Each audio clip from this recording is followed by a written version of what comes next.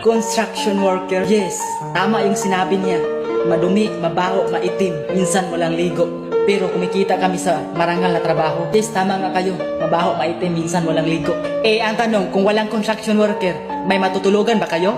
May maganda mang paaralan at daanan at mga building at gusali? Alam nyo, sa sobrang swerte nyo, mga construction worker na nagsakripisyo, huwag mapanghusga ng tao kung ano ang kanyang trabaho.